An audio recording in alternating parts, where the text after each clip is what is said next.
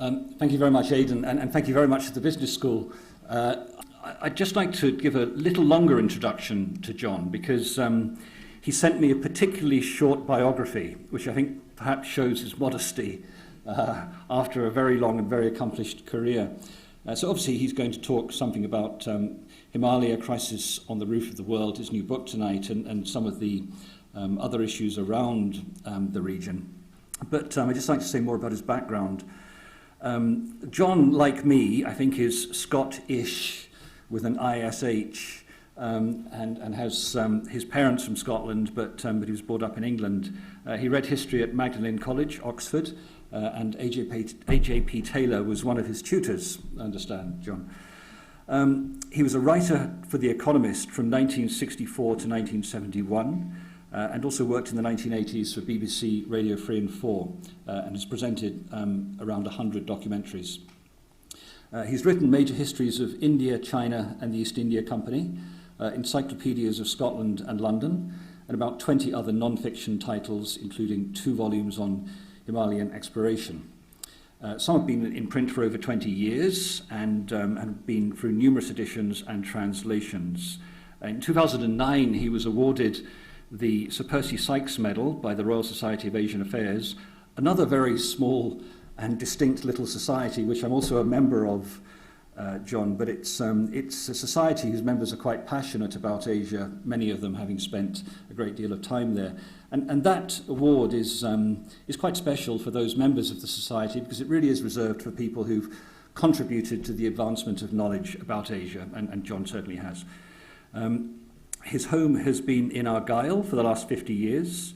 He has 4 children and is married to Amanda, who is with us tonight. So welcome, Amanda and John. I understand he's planning another book. I'll let John talk about that himself, but we'll focus on Himalayas tonight. So if I can just give a very brief introduction to the region. It's obviously one of the most complex regions on Earth. The mountain range passes through India, Pakistan, Afghanistan, China, Bhutan and Nepal. And the political divisions are quite apparent across those countries, obviously. Conflict is not infrequent in that area, and we did see the confrontation between Chinese and Indian military forces in the past 2 years, which is quite horrendous from the videos that emerged from that. So it's a very tense region politically. It's a complicated region geographically. And ecologically, which again I think we're very lucky tonight. Dr. Martin Mills is here from the University of Aberdeen, and he specialises in studying the ecology and geography of that region. So please talk to him over a drink later to understand more about that. I find one of the most fascinating parts of the region, which John mentions in his book, is how those borders across the region were defined. And looking at the lines, unfortunately many straight lines on maps drawn by our ancestors in Britain in the past several centuries. The Durand Line in 1893 cuts through Pashtun tribal areas from the Afghan border with Iran to the western Himalayas. The Marn Line, which is the contested boundary between China and India, not recognized by China, I think. The Radcliffe Line, defining the borders between India and Pakistan, and the failure to resolve the princely state of Jammu and Kashmir, obviously. So it's a much complicated region, and I think John's book sheds some light on the history of that. So, John, if I may hand over to you for far more insight than me, and take your time, and we look forward to hearing from you. I'll just get the slides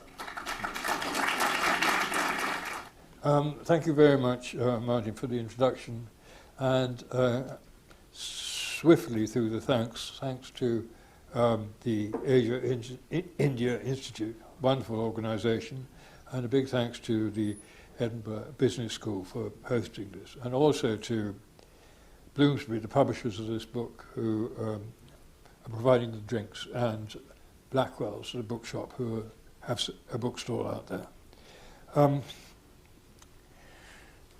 It was a man called Sir Geoffrey Corbett, the founder of the Himalayan Club, who set the cat among the pigeons.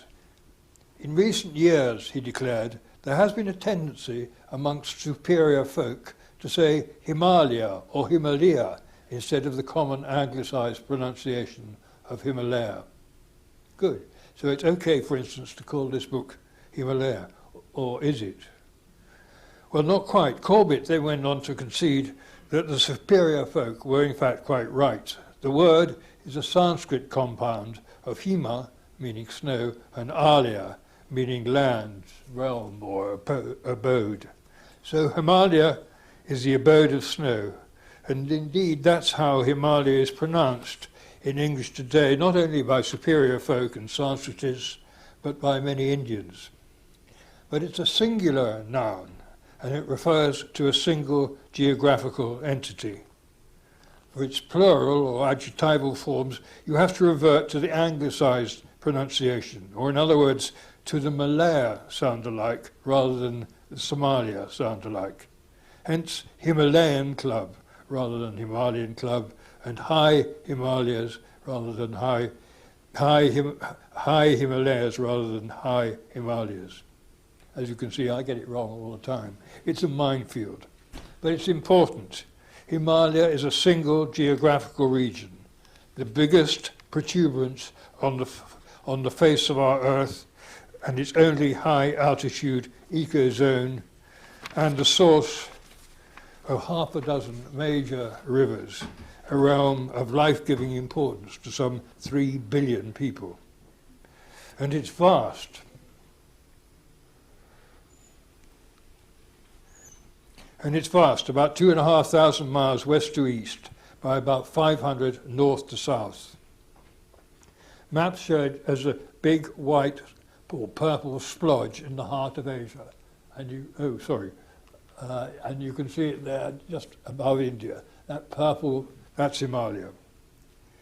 After Antarctica and Greenland, Himalaya is the world's largest glaciated region, and like them, it's currently endangered by our defrosting climate. But for its plight to be recognised as a global priority, like, say, Amazonia, its identity needs to be clarified and its integrity acknowledged. On a political map, Himalaya consists of a chain of kingdoms and principalities looped along the line of the mountains, from Bhutan in the east to Sikkim, Nepal, Kumaon, Garhwal, Kinnaur, Kulu, Ladakh, Kashmir, Baltistan, Hunza, and so on. They look like a string of prayer flags strung around the Tibetan plateau, whose vast Changthang, or northern plain, is sometimes described as the region's empty quarter. Actually, it's more like its empty three-quarters.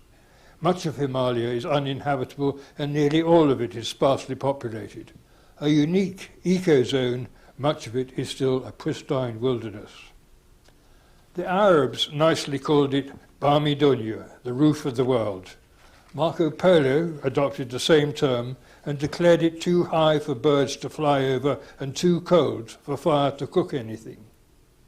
Prosaic 20th century geographers like Corbett toyed with terms like High Asia or Upland Asia, but neither stuck, so Himalaya was and is and remains.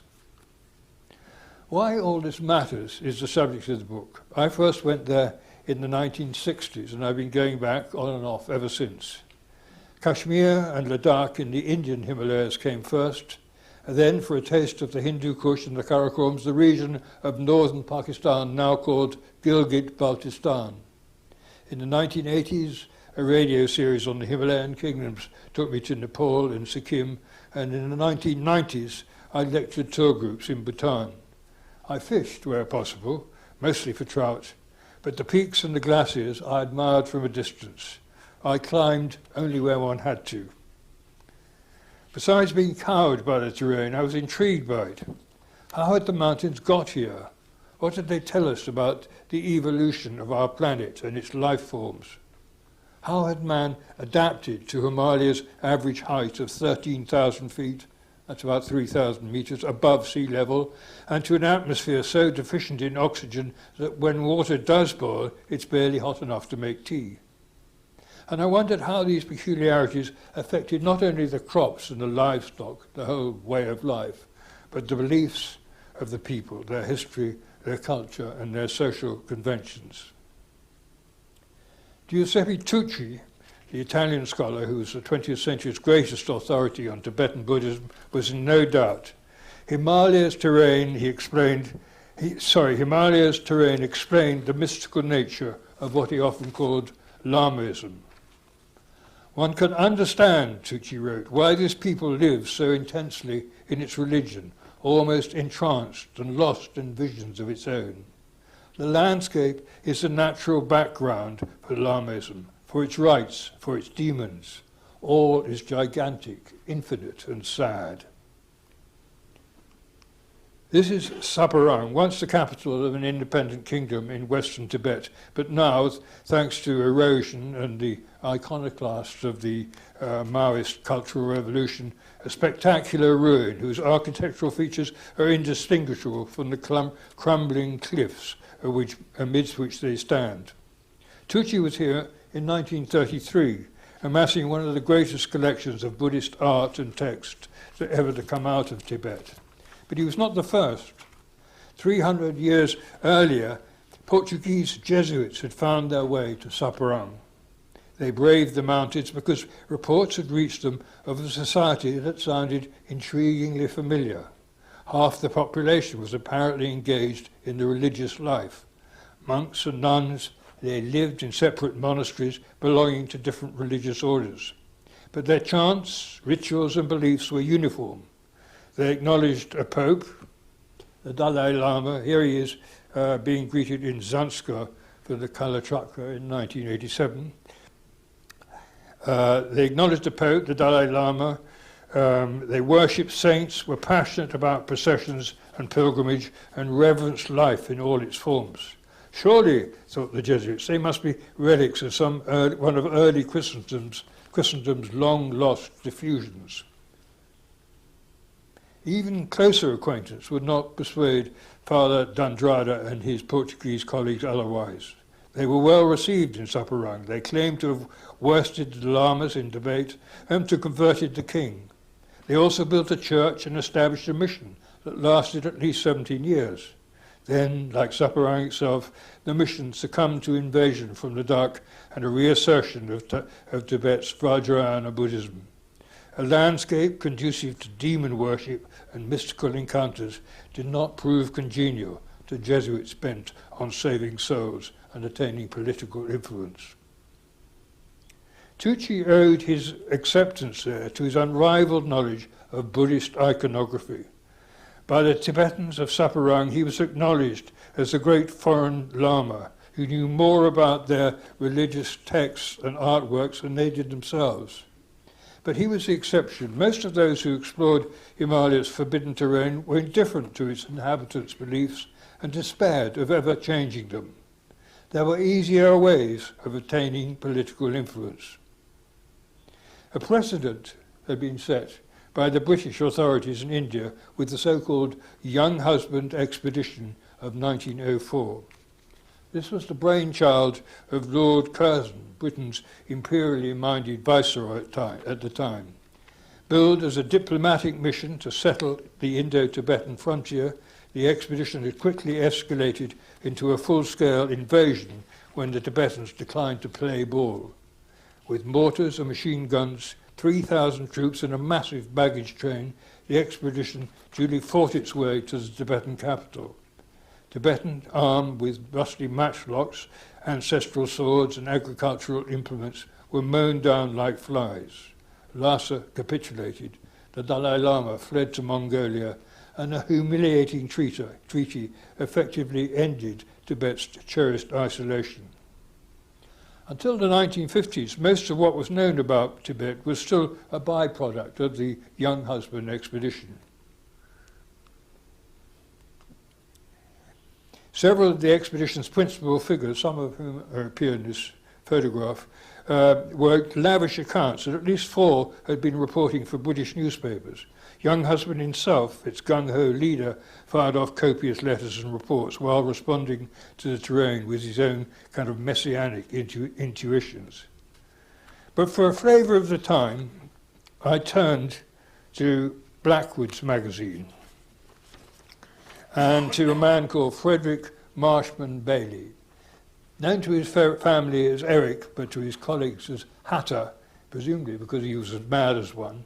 Captain Bailey had commanded a detachment of the expedition's mounted infantry, which itself sounds like a Lewis Carroll contradiction. The bottom right-hand figure is Hatha Bailey. His return to India from the young husband expedition through western Tibet had combined a visit to crumbling Saparang with a bit of rough shooting. And then in 1910, he was reassigned to Tibet as the British trade agent at Gyantse. So it's there that I want you to join him for a brief extract from the book, which I'll read from over this side.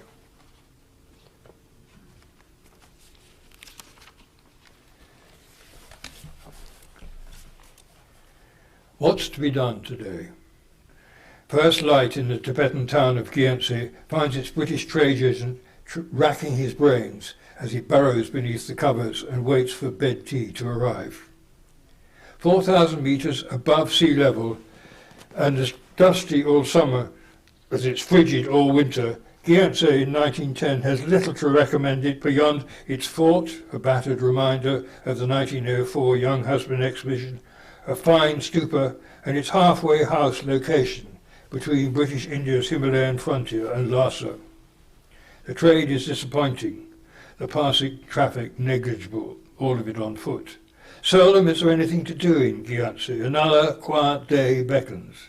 In fact, the agent will make that the title of the article he's planning for Blackwood's magazine. From the Outposts, a Quiet Day in Tibet.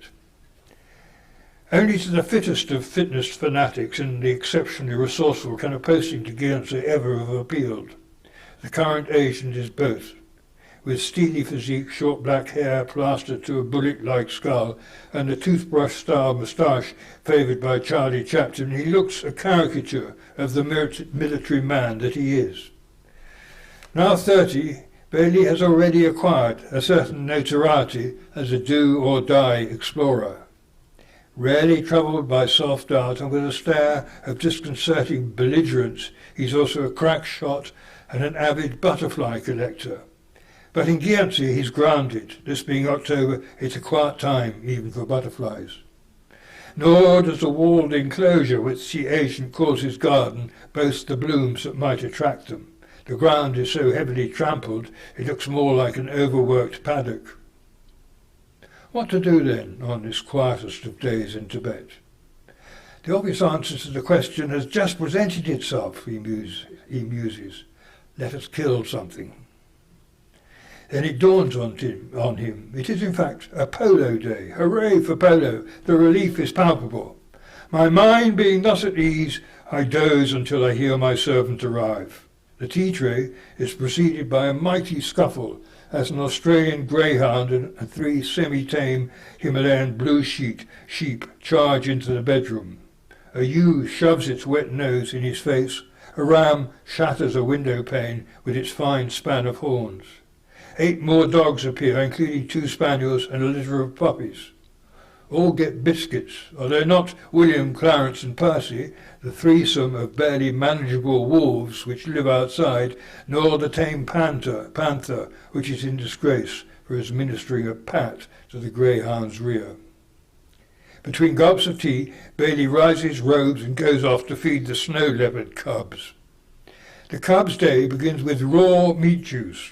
Orphaned by his marksmanship, they are really too young to be hand-reared, but he couldn't just leave them. He defends his action with a rough calculation of the Tibetan livestock their mother would have taken had he not shot her. The cubs, he reveals, despite the meat juice and his best attentions, survive only a few days. Killing things is a big part of an agent's life, as indeed it is for most other foreigners in Tibet. What's the point of an empire, Bailey might have asked, if you can't hunt in it? Ironically, Buddhism's embargo on the taking of life serves only to encourage all this killing. The arrival of the matchlock, the percussion cap and now the express rifle have made little difference. Himalaya's fauna remains plentiful and much of it is quite tame. Indeed, protecting it from hunters is one of the main reasons for the Tibetan authorities' reluctance to admit trigger-happy foreigners. Tibet is forbidden, this is explained, as a conservation matter. Yet it is this same protection that makes the country such a sportsman's paradise. Bailey actually extends a grudging approval to the embargo while flouting it whenever opportunity offers. He will probably kill a greater variety of creatures ranging from a shrew, which still bears his name, to a wild yak that was bent on trampling him to death than any Himalayan contemporary. Feather or fin, nothing is safe from Hatter Bailey. Entering Lhasa with the young Houseman expedition in 1904, his diary entry for the big day had been typically clipped. March to Lhasa, morning, 34 fish, fly. The journals of even the most celebrated explorers often read like game books. Bailey's devotion to blood sport should not be seen as eclipsing his passion for natural history. If few colonial officers can have killed quite so many creatures, few can have offended quite so many. To his passion for butterflies, he has added an unrivaled knowledge of birds, especially pheasants, and a good working acquaintance with beetles. To bugs that bite he shows no mercy, but to dogs that yap he extends the comfort of his tent and spontaneous affection. In retirement, it will be Bailey and his wife who oversee the introduction to British shores and to the breeds register of the British Kennel Club of the Lhasa Apso Terrier. More surprisingly, he may be the first non-Tibetan ever to have attempted to expiate a flagrant act of superfluous slaughter, an act of which even he seems to have been ashamed, by undertaking a pilgrimage round one of Tibet's holiest mountains. First-hand accounts by participants in any of Tibet's sacred pilgrimages may be suspect, especially if coming from colonial pens. It could too be argued that Bailey would approach the whole thing in such a questionable spirit that he forfeited whatever absolution was on offer and failed to acquire any insights into the mystical powers of the pure crystal mountain. Nor did experience cure him of the killing habit. Far from it. It couldn't fail, however, in reinforcing his respect for the stamina and devotion of the Tibetan faithful as they performed acts of worship and garnered trophies of unfathomable spiritual value in the most challenging and dangerous of all Tibet's sacred places.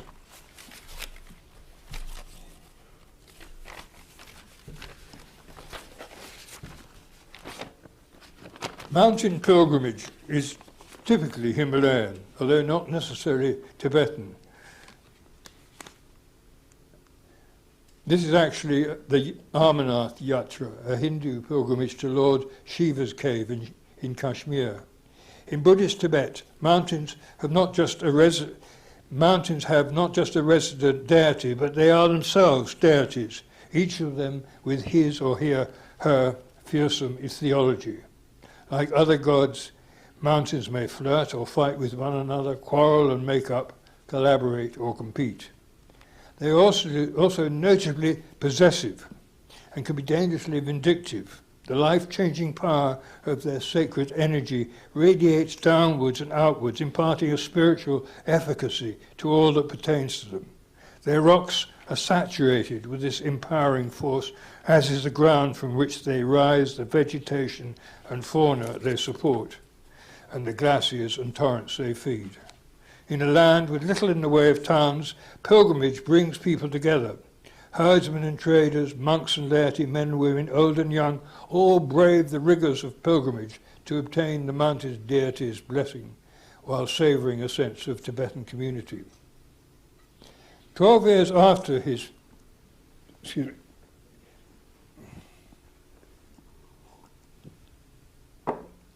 12 years after his sojourn in Gyantse, Hatter Bailey returned again to Tibet, this time to survey what became the McMahon line between northeast India and Tibet. The line he proposed passed through the peak known as Mount Sari, or Pure Crystal Mountain, and it still does. In fact, to the consternation of India's Defence Ministry, satellite imagery currently shows Chinese even now constructing roads and command posts within this mountain sanctuary. It was also here that Hatter Bailey disgraced himself by shooting a stag within the sanctuary. The people were shocked, he recalled. I was indeed rather shocked myself, not merely because the stag was in velvet, that is, the antlers were uncalcified and so worthless as a trophy, My reason, he says, was that I did not know what sort of stag it was, and it might be new to science. It wasn't new to science, and seldom has so lame an apology been offered for a blatant sacrilege. His men were so horrified, they insisted he himself undertake the pilgrim circuit of the sacred mountain.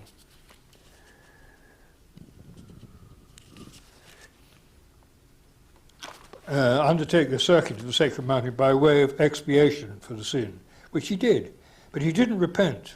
His kill turned out to be a rare Sikkim stag, and he was proud to be able to report that even if exterminated elsewhere, the Sikkim stag still survives in the holy sanctuary of Mount Sari. Not for long, though. By mid-century, the Sikkim stag had been consigned to listings of the world's extinct species. Hattabali's wretched specimen looks to have been the last on record. Big game proved irresistible to a whole generation of explorers. Sven Hedin, the stop-at-nothing Swede who roamed the Changthang in the aftermath of the Young Husband expedition, bagged a massive wild yak, supposedly the world's largest bovine species. It fed his men for over a week. Elsewhere, and especially in the Pamirs, Himalaya's population of giant Marco Polo sheep was decimated to provide sportsmen with heads worthy of hanging in their ancestral halls. More recently, the Changthang's once plentiful antelope herds have been all but exterminated by the Toyota-mounted machine guns of the Chinese People's Liberation Army.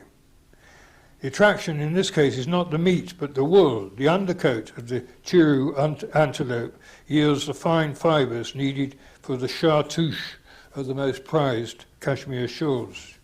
The skinned carcasses of the antelopes are left littering the high plains. They're not even worth collecting. So frontier-sensitive were Hattabali's travels in Himalaya that it was not until 1957, over 40 years later and long after he had retired, that he published an account of them. He was in for a surprise.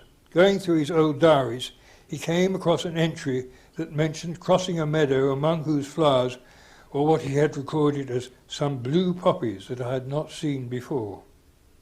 This first known sighting of what would become the most sought after of all Himalayan plants to find their way to British gardens had quite slipped his memory.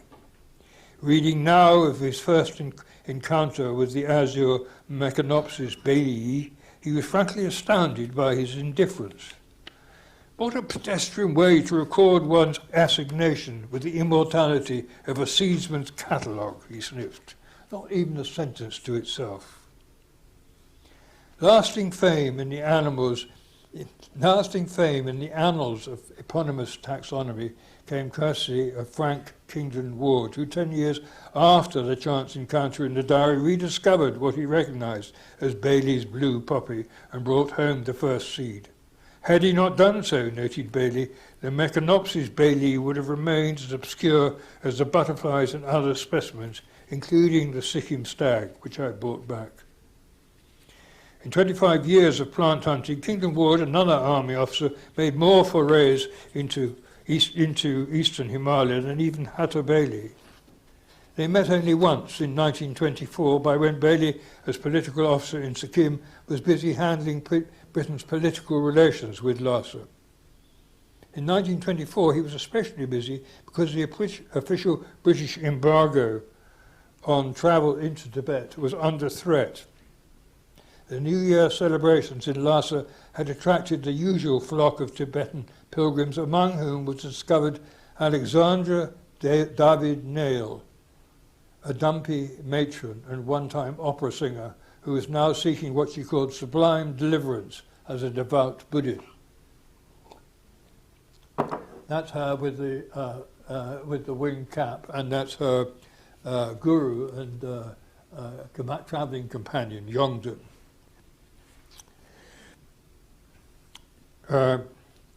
She was both sincere and knowledgeable, but she was also French and quite unauthorized. She was packed off back down to Calcutta, only to be succeeded in Lhasa by the personnel of the latest Everest expedition, who crossed into Tibet from Darjeeling.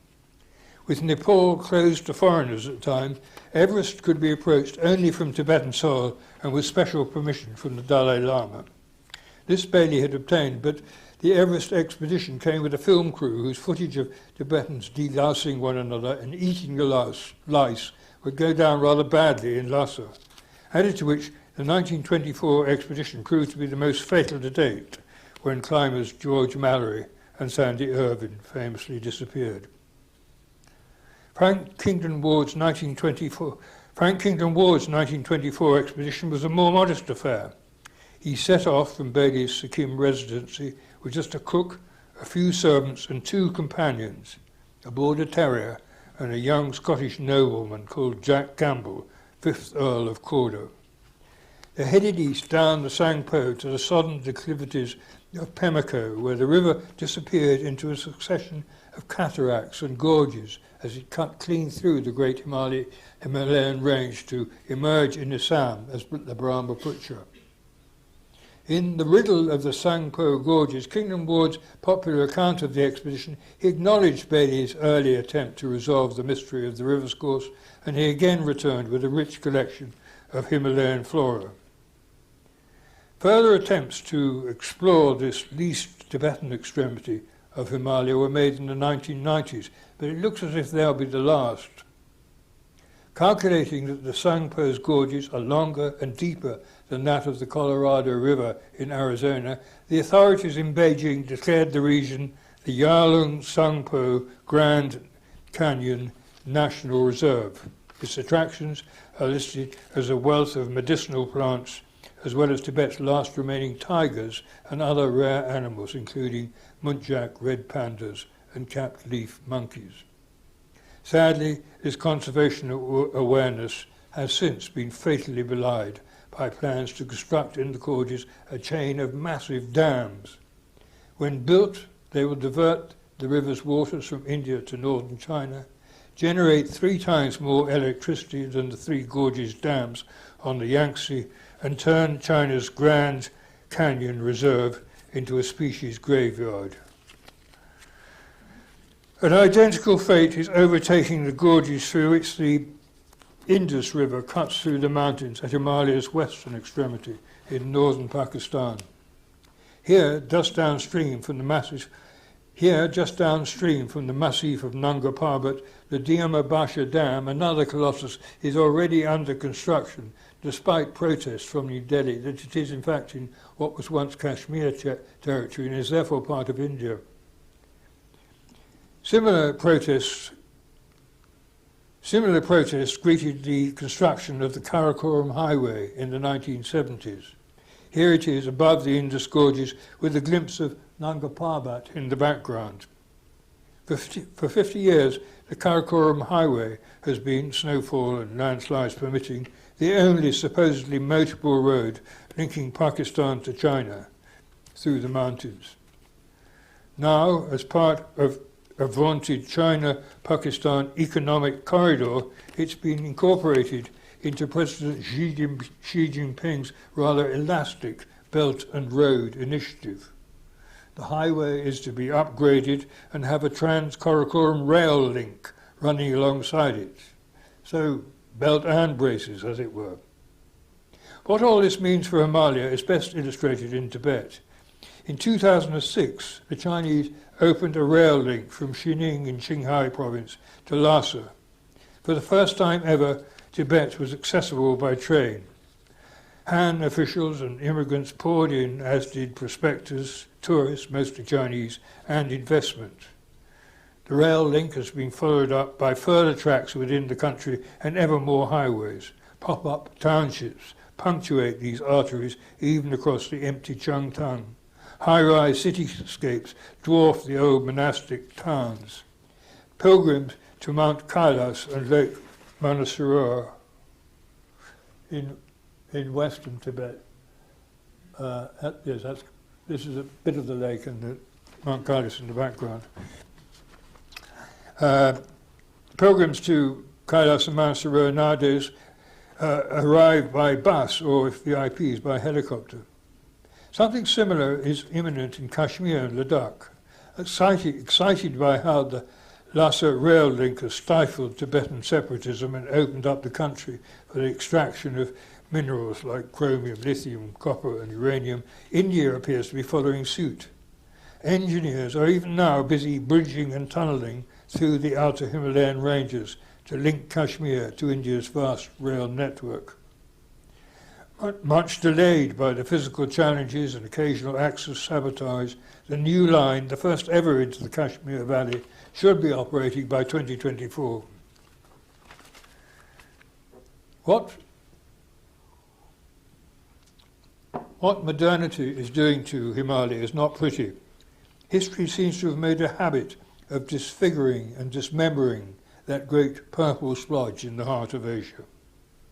The eastward march of Islam laid claim to much of western Himalaya. Afghans, Sikhs and Dogras cobbled together the composite monstrosity known to Indians as the Jammu and Kashmir state. Mongols from the north and Manchus from the east rode in and out, and Beijing is still busy engrossing and expanding the great void it prefers not to call Tibet. Except for a 7th century Tibetan empire and the 18th century eruption of Nepal's Gurkha kingdom, the peoples of Himalaya itself don't get much of a look in their history. This could change. Climatologists recognize something they call the Karakoram anomaly. While throughout the rest of Himalaya, glaciers are in retreat, in the Karakorams, with the greatest concentration of lofty peaks and long glaciers in the non-polar world, the glaciers are static or even advancing. Quite why this is so is not clear. Maybe just a result of faulty data. Measuring the discharge of an ice flow of uncertain depth and over 50 miles length is anyway notoriously difficult. This is the Siachen Glacier in the eastern Karakoram. In 1984 it found fame as the world's highest and coldest battlefield when Indian and Pakistani troops fought over its 750-kilometre river of ice. It had previously been reckoned a no-man's land, unclaimed by either side because worthless. But in 1975 the Pakistanis had given the British climber Eric Shipton permission to recce a nearby peak. This meant venturing onto the glacier. The Indians duly objected. The Pakistanis continued to issue permits for the mountain. The Indians, interpreting this as claiming it, duly attacked. The entire glacier, taking around 2,500 square kilometres, was taken and secured behind a clumsily named actual ground position line. So it remains, but not without further skirmishing. More than 2,000 lives have now been lost, only a fraction of them to enemy fire. Frostbite, pulmonary edema and avalanches proved to be deadlier foes. Perhaps the strategists should have consulted the locals. The peoples of the Karakorams know about glaciers. In the absence of dependable rainfall, they rely on them to irrigate their staircases of cultivation, and they tend the glacial ice melt as carefully as they do their sturdy little cows. In Hunza, the cleft up which the Karakoram highway climbs towards the Chinese border, the glaciers may even be man-made. This miracle is achieved by AI, not AI, artificial insemination, and not artificial intelligence. According to the Hunsakuts, the people of Hunza, glaciers are gender specific. Those with light or bluish ice, which produce a bountiful flow, are female, and those of a dirtier appearance, which yield only a trickle of water, are male. Naturally, they have an affinity for one another, and this mating instinct explains their sudden surges. It was reported of a male glacier spilling from Hunza's highest peak that it advanced 3/4 of a mile in the year 1892, then 30 yards a year for 20 years, and then went into reverse. But it began advancing again in the 1940s, and by 1960 was back where it had begun, in 1892. It was, of course, courting a rather evasive female glacier. And if all this was bad news for the farmer, it could have been stopped by burying a chunk of one glacier in the snout of the other. This kiss, it is said, is enough, and the advancing glacier will retreat again. Implanting an entirely new glacier involves a similar procedure, the ice from a male glacier being suspended in a goatskin so that it drips onto a female glacier's ice. Choosing a suitable site in terms of gradient and shade is of course crucial, as is the performance of certain prescribed rites. But if all goes well, in a decade or so, one should have a usable ice stream to water the crops. Dozens of such homemade glaciers were being pointed out in the 1970s. In 1999, the Aga Khan's Rural Support Programme, most Hunter people are Shia Ismailis, began championing glaciculture. Experience was pooled, scientific corroboration adduced, and grants made available. Admittedly, this is micro-development. They are never likely to rival the nearby Baltoro Glacier as it trundles past K2. And they can't hope to compete with the effects of climate change. But glacier rearing is now a common practice throughout Gilgit-Baltistan and is officially recognized as a feasible way of increasing water availability. In Ladakh, they are trialling a variant in the form of ice towers, or what the Ladakhi Buddhists prefer to call ice stupas. These are not glaciers, but giant ice sculptures created in the depths of winter by spraying water piped from a high mountain tarn onto a prepared surface until the instantly frozen discharge builds up into a pyramid proportions. Come spring, the structure begins to melt and its water is available just when the newly sown crops need it. In 2015, Sonam Wangchuk, a pioneer in this endeavour, was reported in The Guardian as having successfully stored several thousand litres in a 15-metre tall ice stupa and to be planning another 80 or 90 stupas, each more than 30 metres tall. 4 years later, Elizabeth Colbert in the New York Times noted plans for a Ladakhi ice tower. It's to be the height of a 10-storey building, she says. In contrast to natural glaciers, which are shrinking rapidly all around the world, the artificial ones are proliferating. The Ice Stupa project began with a single prototype in 2013. This past winter, according to Ms. Colbert, past winter in 2018 she's writing, stupas were created in at least 10 villages in Ladakh. The peoples of Himalaya should not be supposed to be helpless. They help themselves and they help all comers. Without the guidance of mountain peoples like the Bhotia Pandits of Nepal, gun-toting explorers like Hattabedi would surely have come to grief, and without the skills of the Sherpas, mountaineers would have taken forever to conquer the peaks. Surveying Himalaya today, one may well regret both walkers and climbers. Strung together on fixed ropes and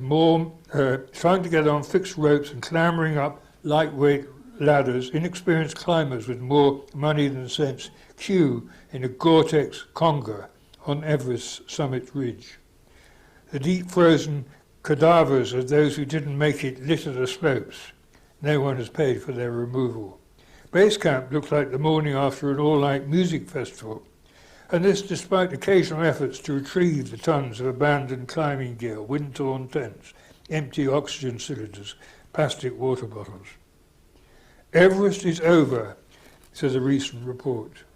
Scaling Himalaya's loftiest peak is no longer a redemptive experience.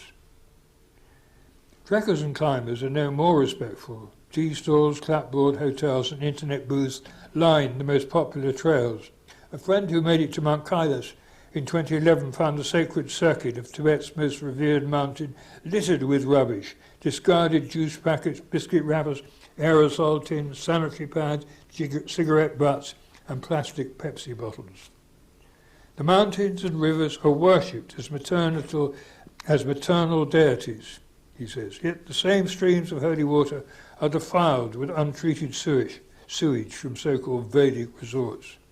And the eternal silence of Himalaya echoes with the digitized hymns set to a Bollywood beat. It doesn't need to be this way. It doesn't need to be this way.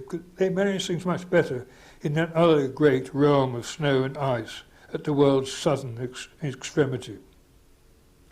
In Antarctica, all waste, if not readily compostable, must be removed to whence it came. Defunct footwear, dog-eared paperbacks, exhausted toothpaste tubes, redundant underwear, discarded batteries, all must be shipped out. Preserving the southern continent's environment is recognized as paramount for the science conducted there and for the health of our planet. In Antarctica, they worry about an escape of head lice. In Himalaya, they tolerate the presence of human corpses.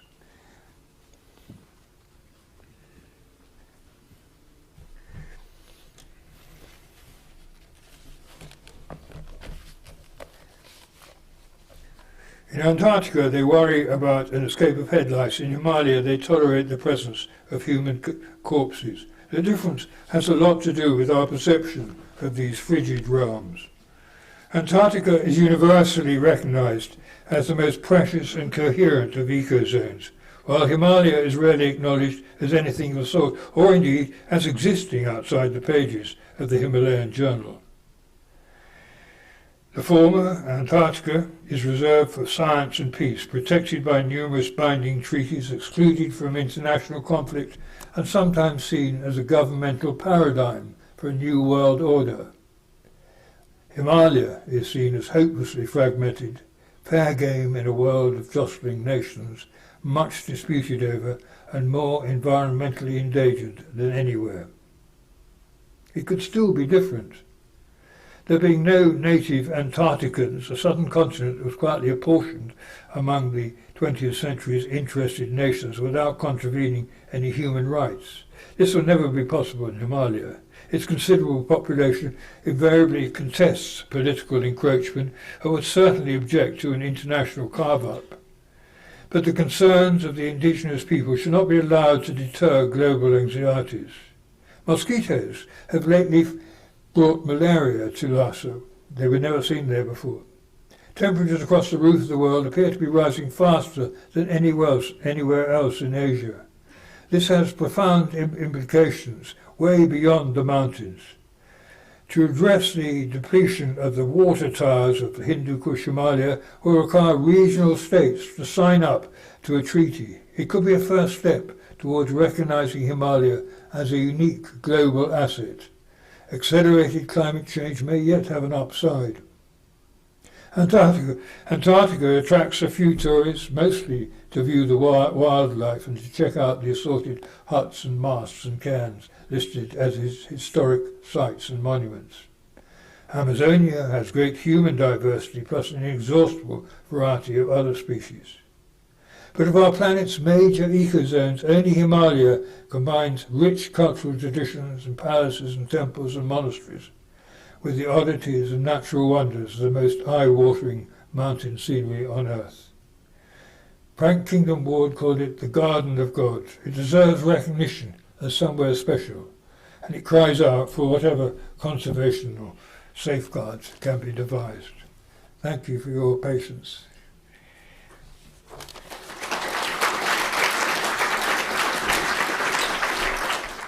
Thank you very much, John. Having paid for the book, I'm glad to say, and read as much as I could in the short time before this event, that there's some fascinating stories, I think, from history of the region that I've read about before, but it's good to reread, especially the opening chapter about that rather sad part of our history with the Young Husband expedition, which, although they considered themselves explorers, in retrospect, what they did was obviously quite shocking, and people were quite shocked at the time. Yeah, it's not exactly. just us looking back. It was a very controversial undertaking altogether. Yeah. But that does beg the question of why Europeans, especially, have been so fascinated with Himalaya, the region, and Everest in particular, and all large mountains in the region. And there's a very interesting anecdote in your book, in one of the middle chapters, I think, about George Mallory. And Mallory is a bizarre character, almost as bizarre as some of the characters you mentioned in the Young Husband expedition. For those of you who buy the book, there's a picture of George Mallory naked, walking towards Everest, wearing only with a backpack. With a backpack, yes. Sorry. So, and it does no fig leaf. It does really suggest the nature of the man's character, quite bizarre. So, the anecdote in the book recounts a speech he gave, I think in New York, and a talk about his climbing career. And someone at the talk asked him, why climb Everest? And he replied, because it's there. This very, very famous retort now. But according to the anecdote in your book, it was not to make a philosophical point, and it was probably, and I quote from the book, it was reported in the New York Times as well, a throwaway line aimed at a boar who stood between him and a much-needed drink. So it rather shows where some of the most philosophical lines might come from, someone who was at the end of his tether and just needed to get to the bar. But why have people like Mallory and Young Husband, and certainly during that period, been fascinated by Everest in the Himalayas? And has that region exercised a sort of a greater allure amongst Europeans, do you think, than Asians? And if so, why?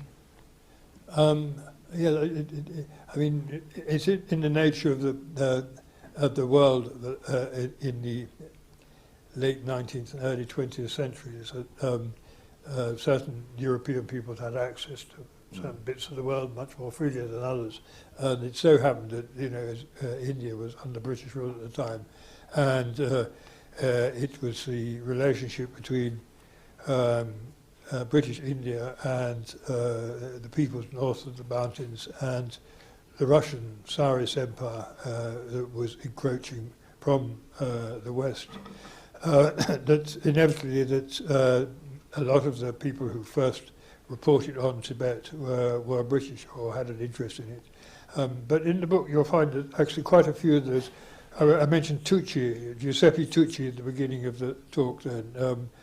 He was undoubtedly the greatest Tibetologist that we've ever had, or scholar of Tibetan religion particularly. And he was actually not in any way owed nothing to the British. He was funded almost entirely by Mussolini and by various, it was like a national enterprise, was funded entirely by the Italian state. And I mentioned Alexandre David Neil, who's of course very French, and erstwhile opera singer in Hanoi, in French, what was then French Indochina. So it's not a story purely of British. Quite a few of the pioneers are Asians.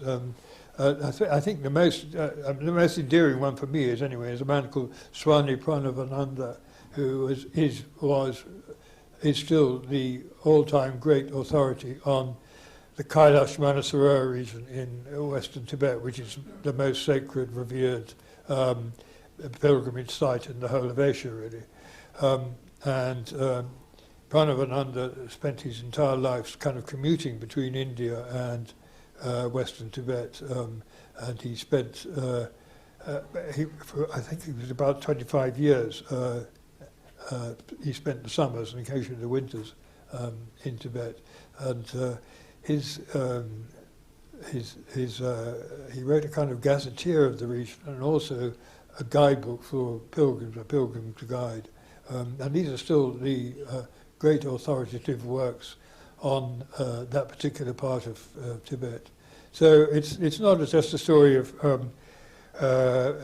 British explorers or British inquirers and scientists. It's a lot of other European peoples were involved, and quite a lot of Asians. The British tended to write more, and so are perhaps better known today than some of the others. Perhaps I can just tell you one anecdote from India which suggests that it's not just the British who were quite eccentric. About 15 years ago, I organised a conference in Mumbai, And one of the speakers was an old friend of mine called General Deepak Samanwar, who's quite a character. And at the conference, by chance, there were a host of ex-Indian army officers, and they're quite a tight group of people for obvious reasons. But and they all came up to him afterwards, and I asked them about the Sichuan Glacier and the Kargil. And actually, General Samanwar led Indian forces on the Kargil with a mountain brigade, and he's a very, very big chap, quite tubby actually. And I asked them, how did you fight there? How did you survive even in these extremely high regions, extreme temperatures? And one of his officers said, well, General Samanwar taught us how to eat raw chilies. So we carried bags of raw chilies around and ate them. So it's possibly not just, I think Samanwar probably did it as a bit of a leadership thing to see who could eat the most raw chilies. But so it wasn't just the British who were perhaps the most eccentric, but anyone who survives there and is not from there perhaps develops some similar traits. I should have stressed, in answer to your last question, that the Indian contribution was perhaps the most important of all. I mean, the Young Husband expedition wouldn't have known where the hell they were going. Yeah, exactly. If Indian travellers, pundits they were called, they were traders, surveyors, hadn't crisscrossed the Tibetan plateau in advance of the Young Husband expedition and established exactly where Lhasa was in terms of its latitude and longitude and so on, and explored the geography. And similarly, you could say with the climbers, it's hard to imagine how they would ever have mastered the highest peaks without help from the Sherpa community in Nepal. So Indians and Nepalis and Pakistanis, yes, all played just as important a part in the exploration side as the British. I mean, you have touched on why it's a complex region for many in many contexts, economically, ecologically, politically, etc. And I noticed just this week, although it's been in the news for a while, there's plans by the Chinese government for a new super hydropower dam in Tibet, which is upstream on the Brahmaputra River. So water is obviously a key issue Yes. in the Himalayas and from the Himalayas. Is that issue and the surrounding political issues intractable? I mean, and I ask you this as a former foreign correspondent. I know that was a few years ago, but not just as a historian. Are those political issues intractable, or do you see any hope that there can be consensus on some of the political issues in the region? I think, I mean, the question of water conservation and hydropower and so on is not going to go away, and it's not going to be resolved very quickly. And the potential for strife between all the major powers in that region, India, China, in particular, and Pakistan, over water is, I don't know, I wouldn't like to assess it, but I don't think it's going to go away, and I don't think there's no real setup for which these problems can be solved. When India and Pakistan were partitioned in 1947, when the British left, they did, India and Pakistan, although they were sometimes at war, did manage to agree on the sharing of the waters, the tributaries of the Indus River, which watered Punjab and parts of northwest India. And this agreement has survived several wars, and so it can be done, but it was all done with fantastically generous funding from the World Bank at the time. And I don't know whether such funding would be available today from, say, the IMF, because it obviously meant diverting irrigation rivers all over that region to make a fair division of the water of the tributaries, and so it can be done, but I can't see it happening imminently where it needs to happen. Where there are these very, very big, major projects. I was talking about the one in Pemmica in southeastern Tibet, which the Chinese expect to get 3 times the amount of electricity from it that they get from the Yangtze Three Gorges Dam. And these are major projects, and to convince anyone that they shouldn't go ahead when they're desperately short of water in northern China and so on is very difficult. So I think this is a problem that's only going to get worse at the moment, and I don't know how it's going to be solved. Yeah. I'll stop there and just wonder, any questions or even comments, if someone would like to say something, and give John a break and a chance to drink some water as well. And we have a microphone if anyone would like to ask him. Just put your hands up if you're interested in that.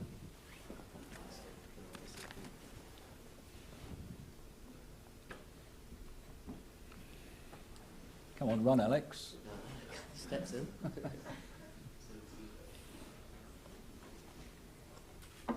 Thanks a lot for talking. It was really insightful. I just wanted to get more follow-up questions on the infrastructure financing projects. Are all of Chinese investments into Tibet kind of in these really large and grand infrastructure projects, or like what is like the nature of the other ones as well? The nature of the... Like the other, like what's the nature of Chinese investment into Tibet? Ah. So only like these really grand projects, or like what else? You mean is it private or public investment? Broadly, like not even exclusively like BRI, like the other like more private Chinese investments too. I mean, as I understand it, the distinction between public and private investment is not very clear in China, and so it's rather difficult to say. But there's certainly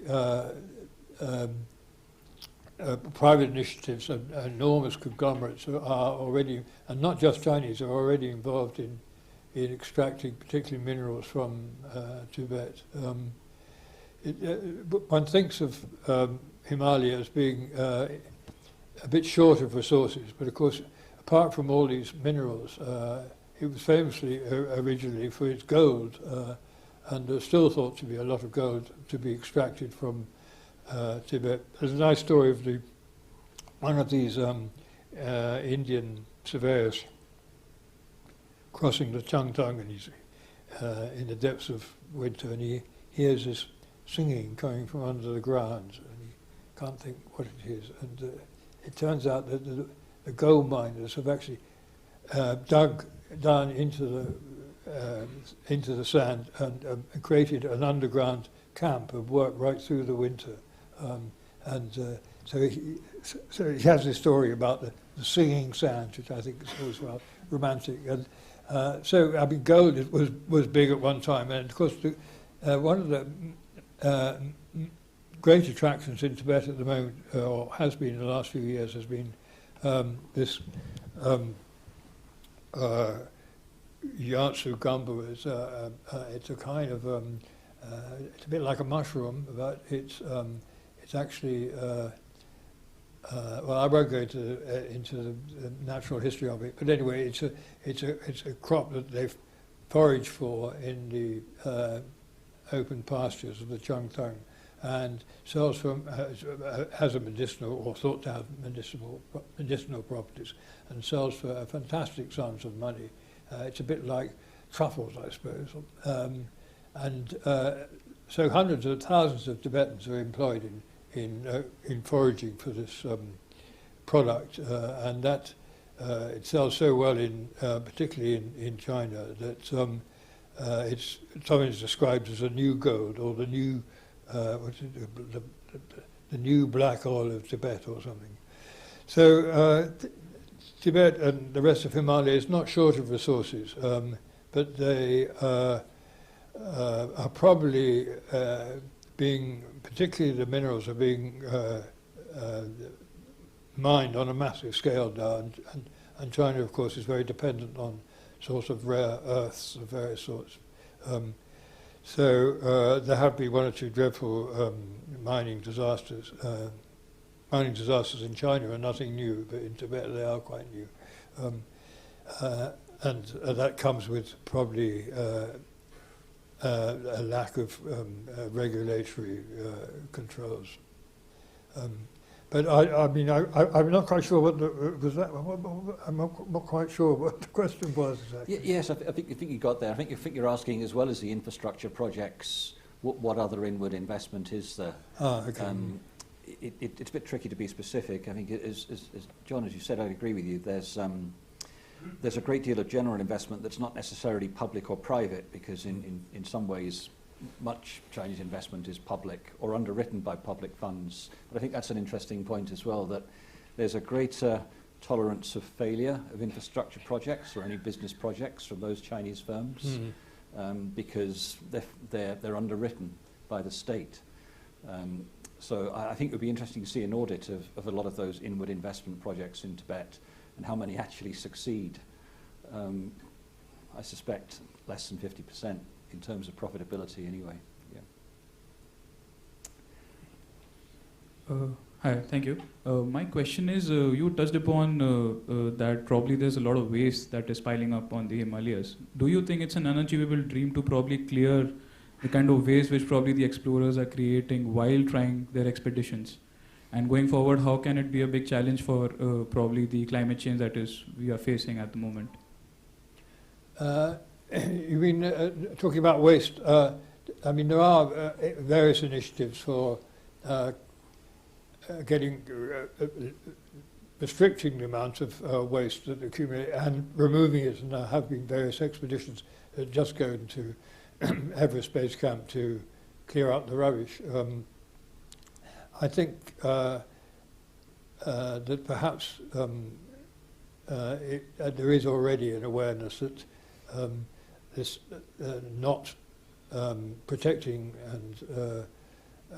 these sites and discouraging pollution will actually be disastrous for whatever tourist industry there is, or whatever the climbers want to come. So I think hopefully the worst in terms of pollution is now being addressed, and that things can only get better. The other thing is that, of course, there is a tendency, particularly in places like Nepal, to issue far too many permits for climbing, far too many for any given season, and so you get a sort of concentration of climbers at particular times of the year when the weather is reasonable and they can have a chance of reaching the heights, but they don't want to be bothered with having to retrieve all their rubbish and so on. And they need to be, I think Nepal needs to restrict the number of permits they're issuing for a start, and to regulate the whole climbing and trekking industry more carefully. But hopefully this will happen. I think in a way the pandemic's been quite good, because it kind of shut down tourism into Himalaya completely, and I think it gave people a chance to think about where they wanted to go from here in terms of welcoming tourists and providing for them, and obviously increasing the income from them.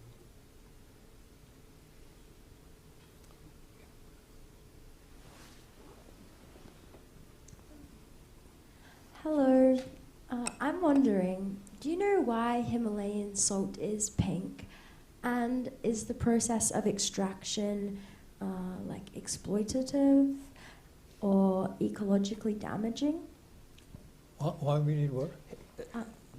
Himalayan salt, why is it pink? And Himalayan is the extraction... Himalayan salt, oh God, I've no idea. I get a bit confused about Himalayan salt. There's always been a trade in salt from, particularly from the Changtang, from these salt plains, down to India. And you still can come across a whole herd of sheep strung about with saddlebags, which are full of salt. Whether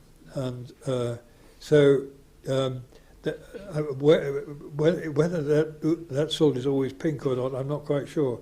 But there is another sort of crop which gets confused with, which is borax, which also comes from the same area and is also carried down from Himalaya into India and Pakistan too. Borax is a kind of a flux which is used in metal welding, particularly. But it looked to me it certainly looks pretty much like salt, but it is different, I think. So why it's pink, I have no idea. I'm not a chemist. And is the extraction exploitative? I mean, I presume yes, in some way. No. I mean, it was in terms of historically anyway. It's always been managed by the local people, by the Tibetans or whoever lives in the. No one much lives in the Changtang, but there's herdsmen also were engaged in the extraction and movement of this salt. I don't think it's like it's like butter or tea or things which are traded regularly across the whole of Himalaya, and it sometimes form a kind of a form of currency, or use of currency, and wool, of course, and was also wide. All these things were widely traded by the local people on their own terms, and I don't think it was at all exploited historically, certainly in the 19th century. Whether how it's changed since particularly the 1950s, I honestly don't know. Certainly, farming and pastoralism has been restricted, and a lot of fences have been put up, and so the kind of romance of the Tibetan highlands has been rather destroyed. And I suspect that has interfered with trade too. But you still, as I say, come across herds of sheep carrying borax or salt through down to the plains, and sometimes you see them. I always feel for them. Sometimes they're carrying mutton, so they have the sheep has a saddlebag and there's a leg of mutton or several sticking out of the saddlebags. I always think that's a bit insulting. I'd rather see them carrying salt or borax. Was there a question over there? Just yeah. It's interesting, as you mentioned, that geography, at least in a political sense, has been told by the occupiers in the same way as history is written by the winners. I wonder, in your research for the book, what insight you have on the state of domestic scholarship, and whether you have any recommendations for indigenous literature which may write differently of Himalaya than we previously have in Himalaya. Yes, that's a good question. I don't speak any Tibetan, and so I wouldn't be the best to speak. But Tibetans have a lot of recent Tibetan history has been written by Tibetans. Obviously, I mean they've got a lot to write about, a lot to feel upset about, Tibetan scholarship is now not restricted to outsiders by any means, and similarly with study of Tibetan religion, of Buddhism, and so on. Most of what is has been published recently has actually come from Tibetans. Things have turned. I mean, I don't know how many schools of Tibetan studies there are dotted around the Western world, and I honestly don't know what the situation inside Tibet at the moment is. As you know, it's rather difficult to get there, or to move around freely if you do get there, and that's been the case for really since about the since the 1990s, really. So we don't really know I don't know anyway know what's happening in terms of Tibetan studies in Tibet, or of course there are more Tibetans living in China nowadays in terms of how China defines Tibet, or more Tibetans living in Sichuan and Qinghai and so on, and there are in Xizang, which is what we think of as Tibet, i.e. the region around Lhasa and western Tibet. So it's, I don't know, good question, but I can't answer it.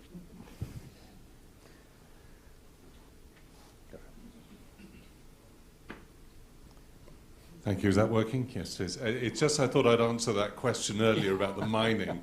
Oddly enough, actually, in the Scottish Parliament, in the cross-party group on Tibet, we did the audit for the mining. In the wake of the Beijing to Lhasa railway being completed, the primary purpose of which was the transfer of minerals out of Tibet, because you have to cross a lot of mountain and you can't really carry that stuff by truck. So a railway was very important for removing minerals out of Tibet, particularly to support the sort of manufacturing of places like Xi'an and Chengdu and Chongqing. But in the wake of that, a very significant upgrade was carried out on Tibet, on mining in Tibet, largely through state-owned enterprises. They used Western companies, largely out of Vancouver, to do that upgrade linked to state-owned enterprises. And after about 7 years, they were all turfed back out again once the job had been done.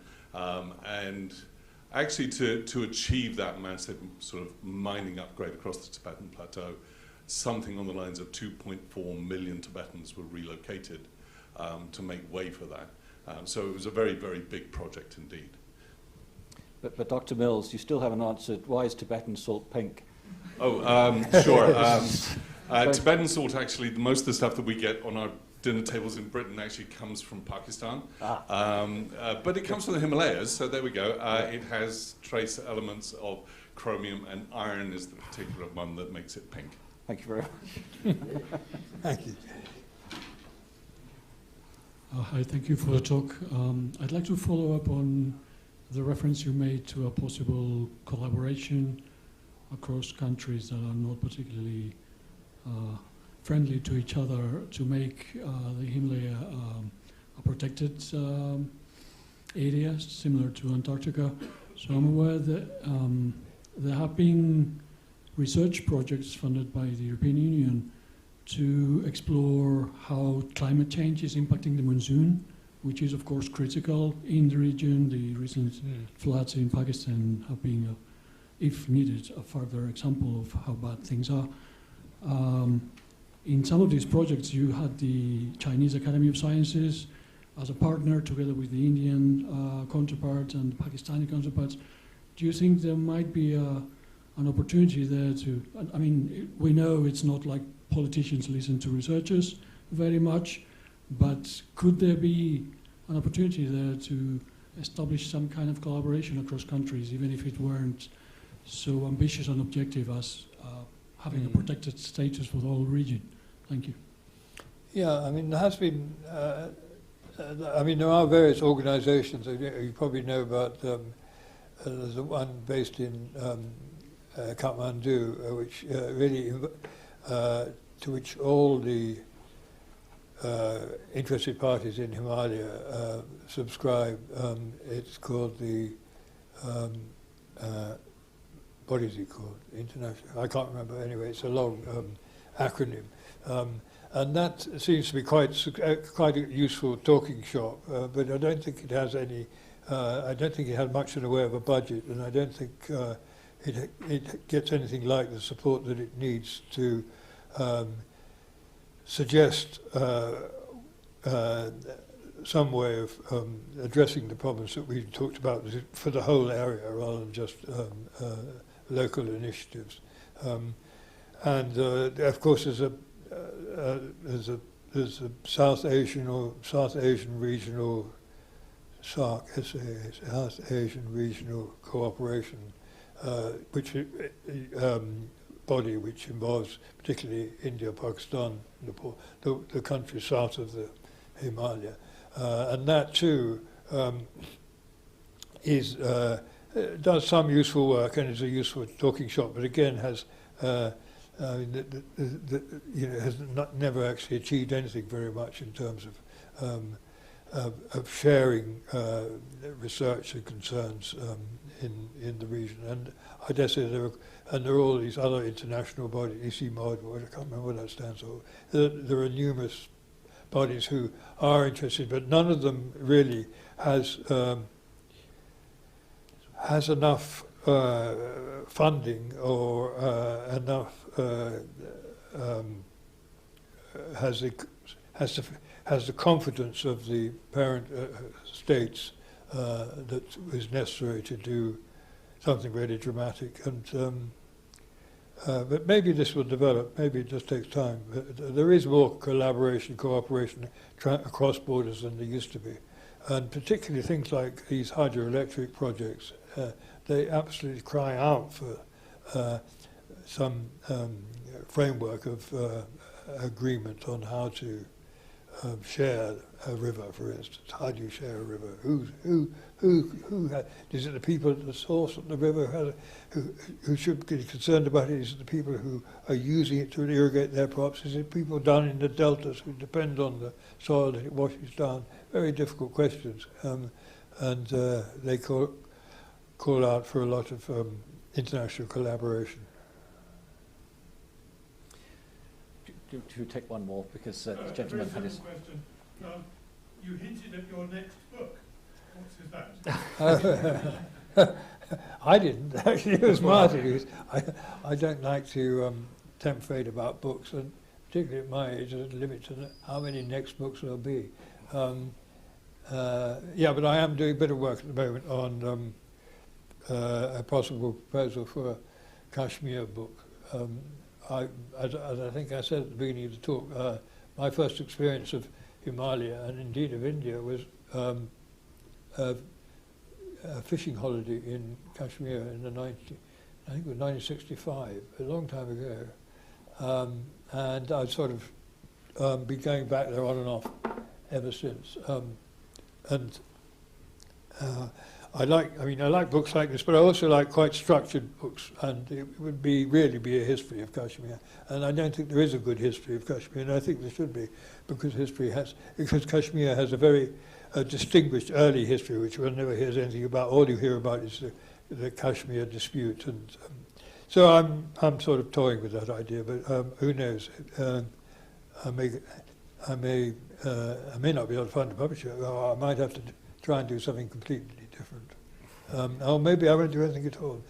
I think I'm past retirement age, and I don't know what happens, how far past retirement age you have to go before you can go before you have to stop altogether.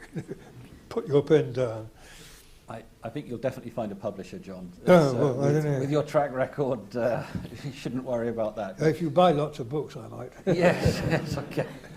That's a very nice question to help us end, actually, because I've only bought one. Well, I bought two of your books now. I bought your book on the history of China many years ago, and that helped me to understand that country a little more. I didn't think at the time that I'd have the pleasure to meet you, so it's very nice all these years later to meet you tonight and hear you talking about obviously a region that's quite a passion for you, and I think you and your wife are heading back there sometime soon. I hope it's not too soon, because there's something coming from DPD to your very remote house in Argyll quite soon. It's a bottle of something to get you through the winter as the nights are drawing in. But I'd just like to thank you for taking the time tonight, for saying so much with the breadth of your knowledge. And I hope others can stay around for a quick drink and a bit more of a chat. Yeah. So, John, thank you very much for taking the time. And if anyone wants a book signed. Yeah, okay, thank you. Thanks very much. Very nice to be here.